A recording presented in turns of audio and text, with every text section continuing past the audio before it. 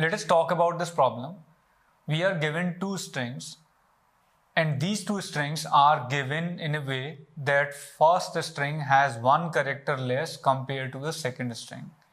And all the characters of first string are present in the second string, which means second string has all the characters of first string and one additional extra character. We need to find out this extra character. We are given these two strings where string 1 is of length n, string 2 is of length n plus 1. Let's understand the problem better with these examples. So we have string ABCD, we have the second string ABECD. So what is the extra character? E. Our output is E.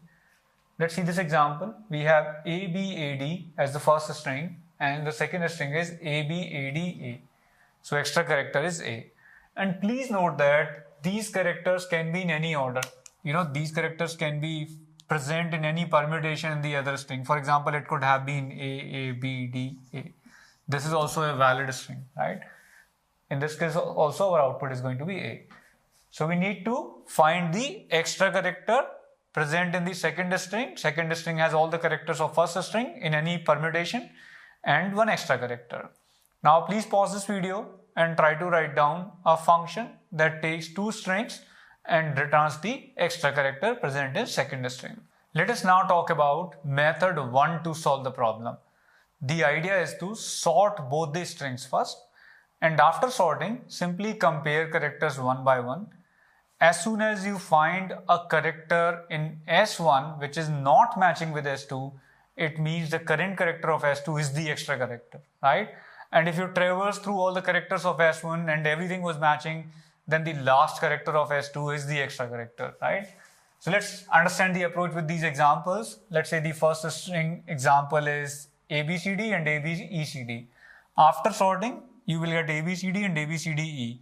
Now you'll compare one by one. This will match, this will match, this will match, this will match. And you will come out of this loop, right? And then you will say this character is extra character. You will return the last character. Please note that n is the length of S1. So S2n means last character of S2 because S2 has one extra length. In this example again, we will sort both the strings. So we'll have AAA, B, C, C. We'll have AAA, B, C, C here after sorting. And we'll sort the first string also. And after sorting the first string, we'll get AAA, double B, double C. Now what we'll do is we'll compare the characters one by one. These are matching, these are matching. Then here we see a mismatch. So what we do, we return the current mismatching character of S2, which is B. So B is the extra character in S2. Now let's talk about the time complexity of the solution. This solution is big O of n log n. We take big O of n log n time to sort the first string, big O of n log n time to sort the second string. Then we run a linear loop which compares characters of both these strings, and it takes big O of n time. So big O of n log n time. Now please pause this video and think of a solution which is big O of n. Let us now talk about the efficient solution. The idea is to use count array. Please remember our characters are limited in size. Total alphabet size is 256 at most. And if you have lowercase characters in this string, then it's only 26. And if you have only uppercase, then it's only 26. So I'm assuming here that both these strings can have all the possible characters.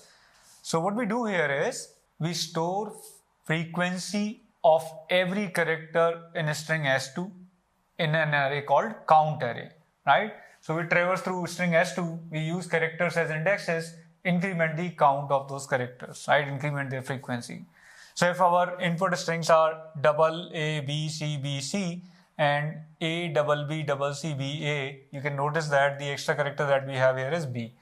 So what we do after first traversal, we store the character frequencies in this count array of string S2. So A appears 2 times, B appears 3 times, and C appears 2 times. That's what we get in the count array after one traversal. Now we traverse the string S1 after traversing S2. And what we do this time is we decrement the count of every character which is present in S1. So what will happen after decrementing the count? There will be one character whose count will remain 1. And that's what we wanted, right? We wanted to identify that character. So after traversing S1, we'll go to every index using characters as an index and decrement the count. So 2 will become 0 because you will have seen A 2 times. So frequency of A will become 0 because we have seen A 2 times here. Then frequency of B will become 1 because B has appeared 2 times here and it is 3 times here. So we are going to decrement 3 by 2 and we are going to get 1. Frequency of C will also decrease by 2 and we'll get the frequency of C as 0 because 2 was already present in this. Now we have a count array which has every entry is 0, only one entry has value 1. So we just traverse the count array, right? All the 256 entries in this count array, and we return the index for which we have value 1. Please remember, we are using character ASCII value as indexes, right? So I will get index as an integer, I typecast it to character and return it, and this function returns the extra character. So in this example, it's going to return B as an extra character because for index B, our value is 1. So we are going to get this index. B's ASCII value is 98. So we'll get 98 here. And if I typecast this 98 to char, I'll get lowercase b, which is my answer. Here is one more interesting method to solve the problem. This method has linear time complexity as well and looks like a faster method than previous method. The idea is to use bitwise operators and a special bitwise operator called bitwise XOR operator. This XOR operator has certain great properties that if you do bitwise XOR of a number with itself, you will get a 0. And if you do a bitwise XOR of a number with 0, you will get the number again. And if you reorder the elements whose bitwise XOR you are doing, you always get the same result. So what we do is, we consider ASCII values of all the characters and do bitwise XOR of all the ASCII values. So what it means is, I'll get bitwise XOR of A, then let me write down the characters of first string first, B, C, B, and then C. And then I'll do bitwise XOR of this A. I'm writing the characters of the next string, B, B, C, C, B, and A. Now if I do bitwise XOR of all such characters, and bitwise XOR has this property that same characters, if they're done bitwise XOR with each other, they result in 0. So all the same characters, they will result in 0. These two will cancel out each other, will make a 0. These two will cancel out, these make a 0. What it means is, since every character which is present here is also present here, all the characters which are present here will cancel out all the occurrences of the character which are present here. So which character will be left? The extra character. All these XORs will give you 0, and if you do XOR of the 0 with the extra character, you will get the extra character, right? So you get the extra character this way.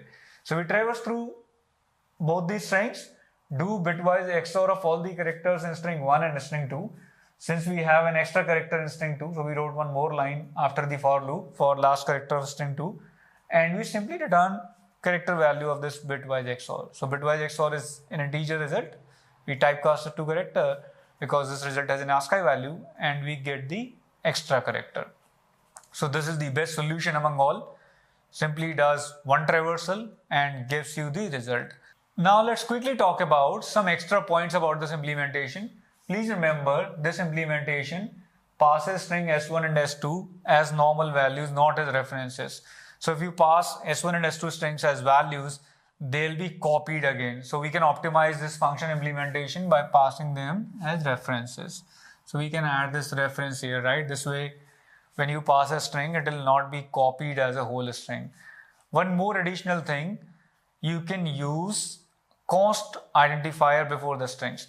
Because you are passing by references just for efficiency purposes. You don't want to modify the strings inside this function. So const strongly indicates for somebody who's reading your program that you are doing this reference only for optimization purpose. Your intention is not to modify the string.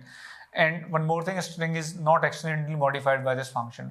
So it's strongly recommended to use ampersand here and then a const here, to indicate that this string is passed by reference for optimization purposes and cannot be modified by this function.